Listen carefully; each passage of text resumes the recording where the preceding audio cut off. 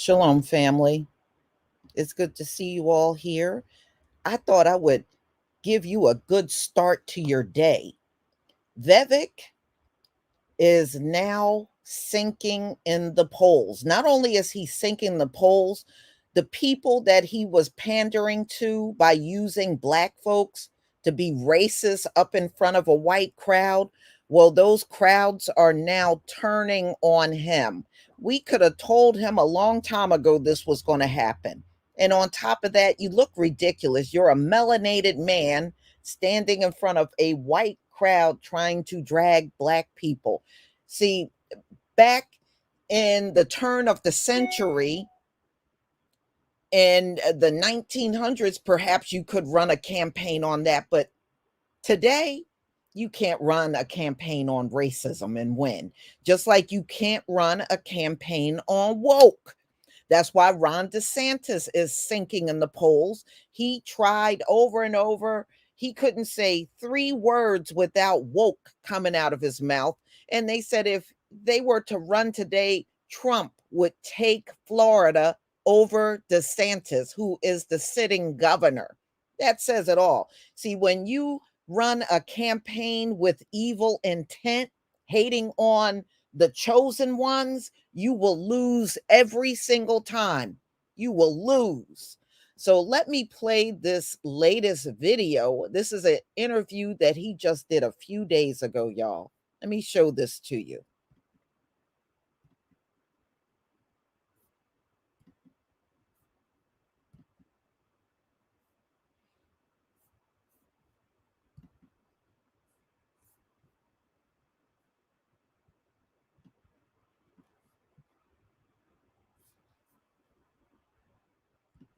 Okay, before I get started, give me a 1 if you can see my screen. I just want to make sure everybody can see what I have on the screen. Give me a 1 if you can see my screen.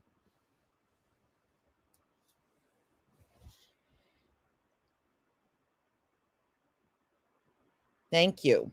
Thank you, everybody.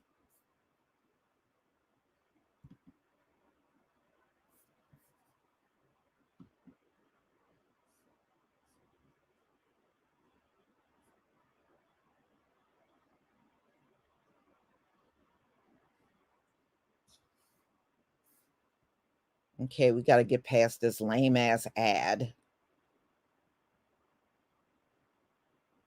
And let me ask you this. CNN has new polling out of the early primary state of South Carolina showing 60% of likely primary voters have ruled out considering you. This comes on the heels of another poll out of Iowa showing that you're underwater with voters there. Percentage of Iowans who view you unfavorably has risen from 20% in August to now 37%. Are people liking you less as they get to know you, and isn't that a problem? I think the problem is the super PACs. The super PACs are a cancer on American life. And now what we know is many people in those early states have received individual mailers from super PACs dedicated specifically to me. So I have to admit it. First, I was flattered when I saw it. Nobody knew who I was in March of this year. I've now been a solid anywhere between 2nd and 4th in this race for much of it, all the way up through right now. That being said, this is politics. It's a dirty sport, and I'm not going to be intimidated by anybody. To the contrary, we're going to stand, and now we're doubling down our investment into this campaign. I'm confident I'm going to be the nominee. I'm confident we're going to do well in Iowa, New Hampshire, and the other early states, and that's going to be the path that's required for me to win. Nobody's bringing outsiders into this primary like I am. Many of the people we're reaching are young people who have never participated in a GOP primary. So those polling numbers significantly understate that support. And it's a good position to be in because I think we're going to deliver a surprise in Iowa. But aren't you going in the wrong direction? I mean, at this point, you should be surging, not going I'm not a horse race direction. I'm not a horse race analyst. There have been ups and downs throughout this campaign. We're actually doing great. I mean, I was at 0.0%. I'm at a solid anywhere between 3rd and 4th nationally. That debate stage is going to be one milestone, but the Iowa caucus, I have full confidence that we're going to significantly exceed expectations, shatter norms, and be successful in this race. The only thing I will say is the super PACs, I've said it before, we'll say it again, are a cancer on American politics. And I'm the only Republican candidate with the spine to say it. And I'm the only Republican candidate actually reaching the next generation of Americans who we're bringing into this primary. So I'm fully Let me get to confident some. we're going to be successful. We're on a trajectory to win this. He's falling. You know how much time this man has spent in Iowa? He has spent a lot of time in Iowa, y'all, and he is losing badly. See, those were the times when he went behind closed doors talking bad about Black folks to an all white Iowa audience, and they're turning on him. They're turning on him. This man ain't winning anywhere. That right there should tell you he ain't gonna make it. And then I heard some people saying he may be up for vice president. No, if he's unfavorable out here, he ain't gonna get picked even for vice president. These people ain't gonna put him on there. And you see the Iowa crowd is turning on him. He's not polling very well. He's polling very low in South Carolina. He ain't gonna get picked for no vice president, y'all. Ain't nobody gonna be crazy enough to put this man on the ballot. They're not. So it looks like he's in the final throes of his campaign. And he did an interview on Fox News about a week ago, and Sean Hannity tore him apart. He tore him apart on the interview.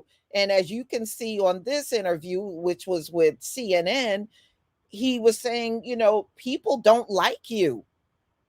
When they get to know who you are, they don't like you. So there you go. See, that's what you get for talking bad about the chosen one. So now you are paying the price. And man, I'm loving it. I'm loving it. I'm loving that he is falling faster than a brick in the polls. Good. And that just goes to show you, see, when you go out there with evil intent, it's never going to turn out right for you. It's never going to turn out right. Daniel Walker, thank you for bringing that up. His father was illegal. He's like second generation. If you're second generation, that means you were born here. Okay. Second generation, you were born here. His father wasn't born here. His father was illegal.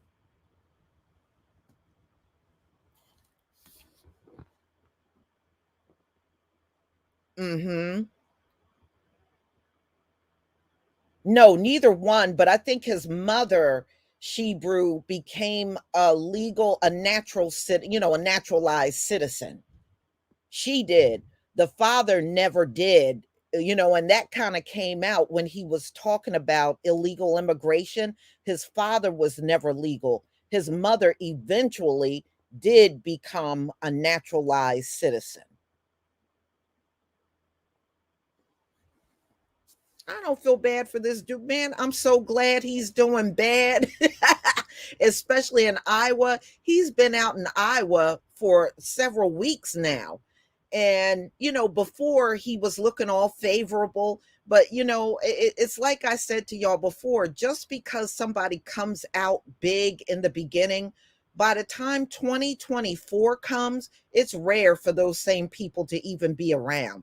They usually drop fast.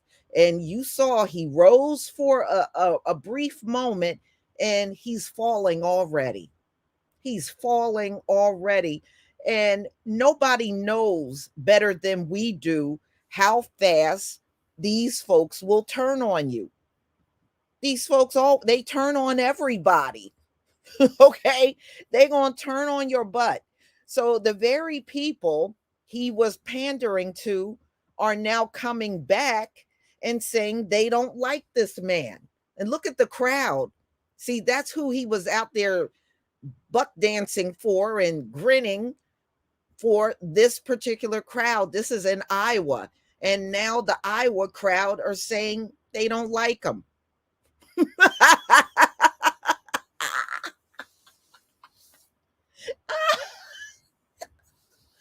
Woo, man, I'm loving it. I'm loving it. Yeah, that's why when he was in an interview, they got the numbers and they're saying you're turning people off. And then he said he ain't worried about it. He said, yeah, but you're going in the wrong direction.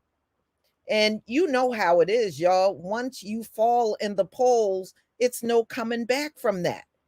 Look, even Mike Pence could not rise up in the poll, and he is a former vice president. He just stepped out.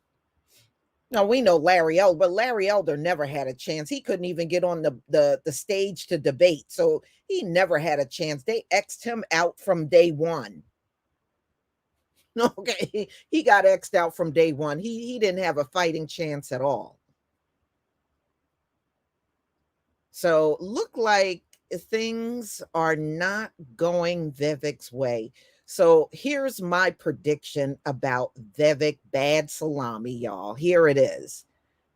By 2024, the first quarter, he will be dropping out because everything is going to continue to come back unfair. He might try to hang out until the end of this year, but the beginning of 2024, you're going to see him dropping out of the race because his favorability is just not there. Thank you, D, for the super chat. He is ridiculous. And remember, these East Indians hate us worse than anyone. Yeah, that's true. You know, and yeah, if you're dropping in the polls, and this is just November now, he started his campaign, I believe, like back in the spring. And we're what, November? And his favorability is already tanking. So he ain't going to rise up anymore, y'all. You know, they just kind of got high on him talking crap about Black folks for a brief moment. And we know how fair weather these folks are. They'll like you today and hate you tomorrow. That's how they operate. They've been operating like that forever. But unfortunately, his overly melanated ass just didn't know this, I guess. I guess he thought if he stayed sounding like a grand wizard. He was calling Ayanna Presley the grand wizard of the Ku Klux Klan, and he was putting all that mess out there. And look at what's happening to him now. You know, not that I like any of these Black politicians, I really don't. They don't do nothing for us. Even Ayanna Presley, she ain't doing nothing for us.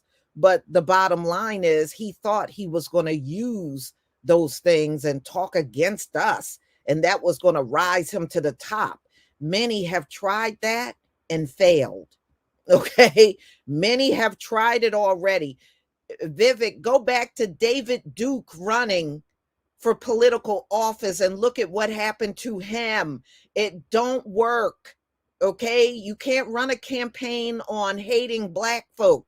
It don't work. Okay, it just don't.